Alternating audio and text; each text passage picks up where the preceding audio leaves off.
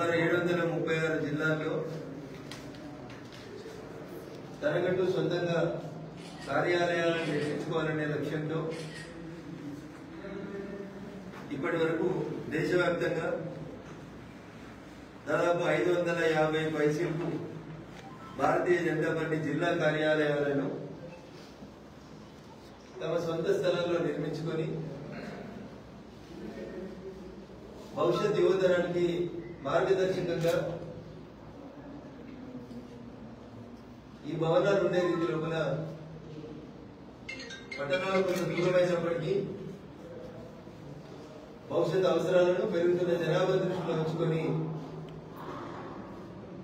అన్ని జిల్లాల లోపల పార్టీ కార్యాలయాలు నిర్మించే దిశగా అడుగులేస్తా ఉన్నాం. దాంట్లో భాగంగా సిద్దిపేట జిల్లాలో నిర్మించిన భారతీయ జనతా పార్టీ జిల్లా కార్యాలయాన్ని గౌరవనీయులు భారతీయ జనతా పార్టీ ఆల్ ఇండియా అధ్యక్షులు పెద్దలు కేంద్ర ఆరోగ్య శాఖ మంత్రి వర్యులు జేపీ నడ్డా గారి చేతుల మీద త్వరలోనే ఈ భవనానికి ప్రారంభోత్సవం చేసుకోబోతా ఉన్నాం.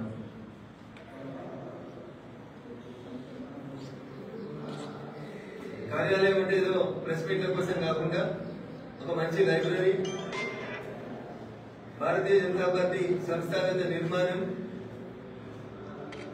పార్టీ భవిష్యత్తులో అంత్యోదయ కాన్సెప్ట్ కోసం పేద ప్రజలకి చేరువవడం కోసం తీసుకునేటువంటి అన్ని కార్యక్రమాలని ఇక్కడి నుంచే భవిష్యత్తులో నిర్వహిస్తామని తెలియజేయటకు సంతోషిస్తా ఉన్నాం.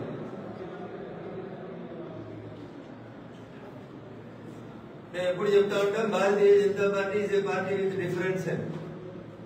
ఆ డిఫరెన్స్ ఏంటనేది ప్రజల్లోకి తీసుకెళ్లాలనేటువంటి ఉద్దేశంతో ఒక లైబ్రరీని, ఒక మంచి బ్యాక్ ఆఫీసుని కూడా ఎన్నికలు వచ్చినప్పుడే ఆఫీసులు పెట్టుకోవడం కాకుండా ఎప్పటికీ ఎల్లవేళలా ప్రతి భూత దేశానికి అందుబాటులో ఉండే రీతి లోపల ఈ కార్యాలయాల నమూనా, రూపకల్పన, నిర్మాణం కూడా పూర్తి చేసుకోవడం జరిగింది.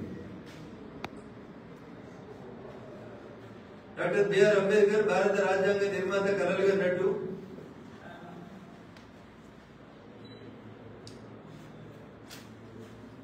భారత ప్రజాస్వామ్యం పరిడవిల్లాలని మేము కోరుతుంటే కాన్స్టిట్యూషన్ ఆఫ్ ఇండియా పుస్తకంలో ఎన్ని పేజీలు ఉన్నాయో తెలియని కొంతమంది పెద్ద మనుషులు భారత రాజ్యాంగం మీద ప్రమాణం చేసినామని చెప్పినటువంటి ఈ రాష్ట్ర ముఖ్యమంత్రి మరి ఏ సెక్షన్ చెప్పిందో నాకైతే తెలియదు, భారత రాజ్యాంగంలో ఏ పేజీలు ఉందో నాకు కూడా తెలియదు. కానీ రోజుకు ఒక పక్క పార్టీ ఎమ్మెల్యేకి ముఖ్యమంత్రి హోదాలో కండువాలు కప్పుతా ఉన్నాడు. సమర్థించుకోవచ్చు, నేనే పిసిసి ప్రెసిడెంట్, నీకు కొత్త పిసిసి ప్రెసిడెంట్ రాలేదు. But it is very unfortunate, ఒక పార్టీ మీద గెలిచినటువంటి ఎమ్మెల్యేలకి ఇట్లా కండువాలు కప్పితే వాళ్ళు సభ్యత్వం కోల్పోతారని ఇమ్మీడియట్ గా వాళ్ళ సభ్యత్వాన్ని రద్దు చేయమని మొట్టమొదటిసారిగా పార్టీ ఫిరాయింపుల్ని ప్రోత్సహించిన సందర్భంగా కోర్టులు చెప్పినాయి. ఒక 2-3 సంవత్సరాల క్రితం కర్ణాటక హైకోర్టు కూడా చాలా స్పష్టంగా ఒక జడ్జిమెంట్ ఇచ్చింది. ఒక పార్టీకి సంబంధించినటువంటి ముఖ్యమంత్రి ఇంకొక పార్టీకి సంబంధించినటువంటి శాసనసభ్యుల్ని వేటాడుతూ రాష్ట్ర శాసనసభ సమావేశాలు ప్రారంభమయ్యేసరికి 2/3 మెజార్టీ దాంట్లోకి రాత్రి మా దోస్తు కేటీఆర్ చెప్పిండు విలీనం పూర్తి చేసుకుందామని చెప్పి కొద్దిగా కొద్దికొకరిని జాయిన్ చేసుకోవడం పట్ల చూపిస్తున్న శ్రద్ధ, డిఎస్సి వాయిదా ఇవ్వన్న విద్యార్థుల పట్లను, గ్రూప్ 2, గ్రూప్ 3 ఉద్యోగాలు పెంచుకొని కోరుతున్నటువంటి నిరుద్యోగుల పట్లను, లేదా రైతు బంధు, రైతు భరోసా రాలేదని బాధపడుతున్నటువంటి రైతన్నల పక్షాన్ని ముఖ్యమంత్రి గారు పనిచేస్తే బాగుంటుంది. కానీ పాలనను గాలి కొదిరి ఇంకొక ఆయన నెంబర్ 2 ఉన్న మంత్రి అని చెప్పుకున్నాడు. ఆయన ఒక ఆయన చెప్తాడు, టిఆర్ఎస్ పార్టీ అట, బిఆర్ఎస్ పార్టీ అట, కాంగ్రెస్ ప్రభుత్వాన్ని కూలదోయము అని చెప్పేంత దాకా ఈ వరుసలు కొనసాగుతాయంట.